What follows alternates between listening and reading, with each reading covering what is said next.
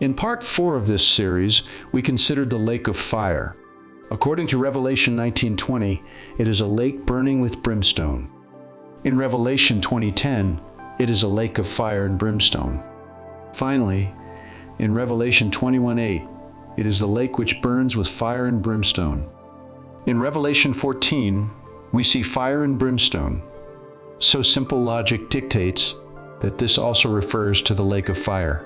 It is also found in the 6th trumpet.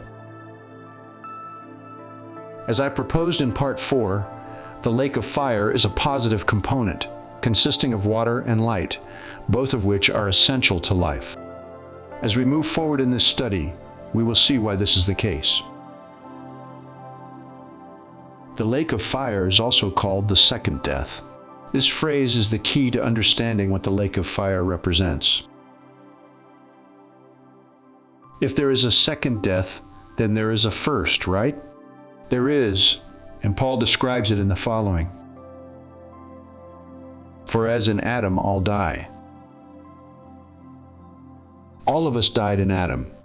This is our first death as pictured in the Genesis parable and the story of Adam and Eve. So, if this is the first, what is the second? The Lord tells us,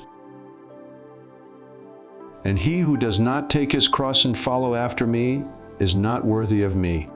He who finds his life will lose it, and he who loses his life for my sake will find it." He who loses his life for my sake will find it, Jesus said. Would this loss of life not equate to a second death, further emphasized by taking up a cross and following him? Of course. And Jesus is not speaking literally, but referring to the principle of self-sacrifice. This brings us to the following. For Christ did not send me to baptize, but to preach the gospel, not with wisdom of words, lest the cross of Christ should be made of no effect. For the message of the cross is foolishness to those who are perishing, but to us who are being saved, it is the power of God. Do you see in these passages that the message of the cross is the gospel and the power of God? Now, if all this is true, then the idea of brimstone must agree. Here's what Vine's expository dictionary states.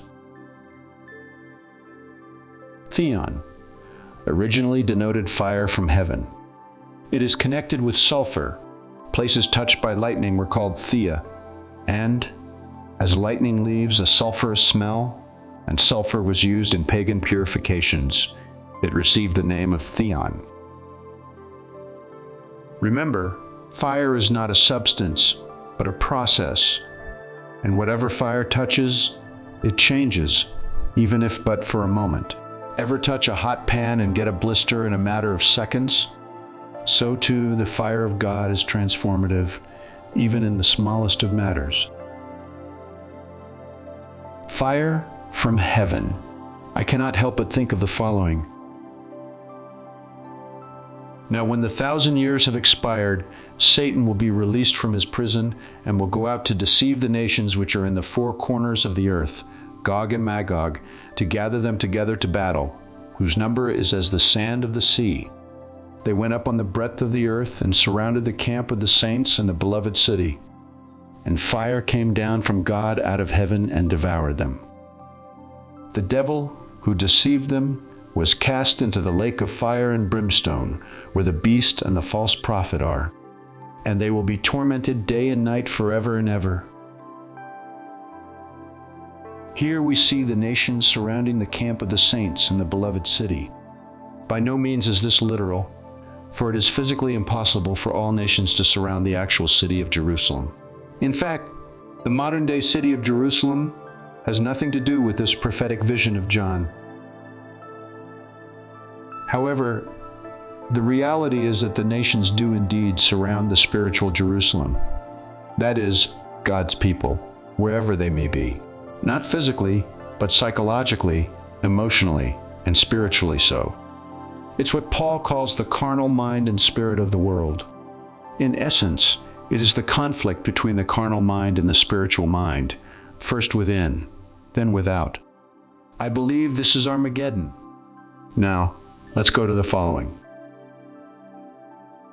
Then a third angel followed them, saying with a loud voice, "If anyone worships the beast and his image, and receives his mark on his forehead or on his hand, he himself shall also drink of the wine of the wrath of God, which is poured out full strength into the cup of his indignation. He shall be tormented with fire and brimstone in the presence of the holy angels and in the presence of the Lamb. And the smoke of their torment ascends forever and ever. And they have no rest day or night who worship the beast and his image, and whoever receives the mark of his name." In Revelation 14:10, we see the word tormented, while in the next verse, we see the word torment. These two words are related, and the root word of the two is in verse 10. Strong's defines this word as to torture, taken from the root meaning a touchstone.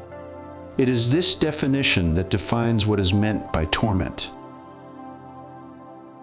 When I asked Google what a touchstone is, it returned the following. A touchstone has two main meanings: a test for quality or genuineness. This is the more common figurative meaning. A touchstone is a standard or criterion by which something is judged. For example, a company's mission statement might be a touchstone for its employees' actions. A black stone used to test the purity of gold and silver. Historically, goldsmiths would rub a piece of metal against a touchstone to leave a streak. The color of the streak would indicate the metal's purity. As noted, a touchstone refers to a test for quality or genuineness, a standard or criterion by which something is judged. What would this standard or criterion be, if not the message of the cross, the message of self-sacrifice? Isn't this what Jesus and his apostles taught? It is, and to emphasize, this is the gospel. No wonder Jesus said the word he had spoken would judge us on the last day. It has been doing so for the past 2,000 years. As I've stated before, the preaching of Christ is not a problem for most, but the preaching of the cross most certainly is. Paul called this the offense of the cross, hence why many see it as foolishness. Jesus taught that we are to deny the self, and that is why most turn away from the gospel. The self does not want to relinquish control. Friend, it is the message of self-denial or self-sacrifice that sets the standard by which God judges everyone. Therefore, it is this message that torments us when we resist it. What few understand is that self-sacrifice is life, the spiritual essence of the kingdom of God.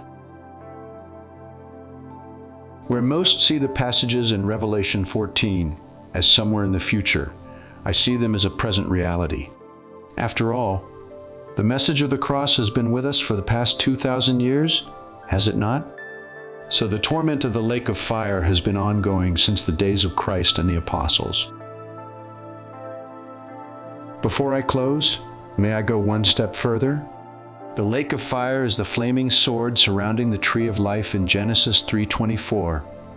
For the spirit of self-sacrifice is the purest essence of life.